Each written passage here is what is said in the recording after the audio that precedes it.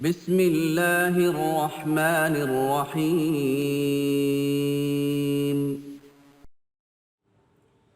السلام علیکم ورحمۃ اللہ وبرکاتہ۔ ویورز، آپ کو آپ کے اپنے اس چینل ازمودہ وظیفہ میں خوش آمدید کہتے ہیں۔ اہلا و سہلا و مرحبا۔ اللہ تعالیٰ سے امید کرتے ہیں آپ خیریت سے ہوں گے، یہ دعا بھی کرتے ہیں جا رہے ہیں خوش رہیں، سلامت رہیں، مسکراہٹیں بکھیرتے رہیں۔ ویورز، آج آپ کو بتائیں گے کہ دل کی صفائی کا کیا طریقہ ہے، دل کو نور میں ڈالنے کا یا دل کو نورانیت کرنے کا کیا طریقہ ہے۔ بہت سے آبادی کہتے ہیں کہ ہمارا دل بڑا میلا ہے، اس کا کیا علاج ہے؟ اور یہ بھی یاد رکھیں کہ اگر کپڑے میلے ہوتے ہیں اس کے لیے آپ سرف یوز کرتے ہیں، صابن یوز کرتے ہیں، باقی کیمیکل یوز کرتے ہیں، اس سے کپڑے آپ کے صاف ہو جاتے ہیں۔ لیکن دل ایک ایسی اللہ تعالیٰ کی ایک نعمت ہے کہ جس کو پاک کرنے کے لیے، جس کو صاف کرنے کے لیے آپ کو وظائف کی ضرورت ہے، جس کو پاک و صاف کرنے کے لیے آپ کو ذکر کی ضرورت ہے، جس کو پاک و صاف کرنے کے لیے آپ کو وظائف کی بھی ضرورت پڑتی ہے۔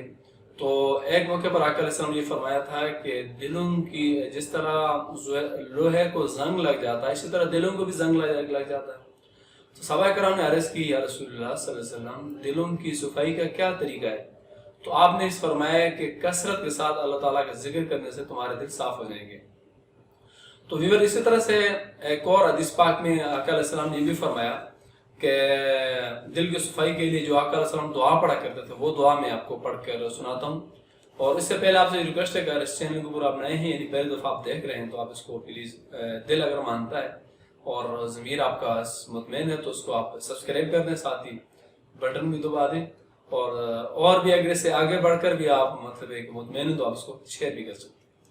تو ویور نوٹ کر لیجئے، میں آپ کو دعا پڑھ کے سناتا ہوں کہ دل کی صفائی کا، دل کو نورانیت کرنے کا طریقہ، وظیفہ کیا ہے۔ وہ یہ ہے کہ اللہم طاہر قلبی من النفاق وعملی من الریاء ولسانی من الکذب وعینی من الخیانت فإنک تعلم خائنۃ الأعین وما تخفی الصدور۔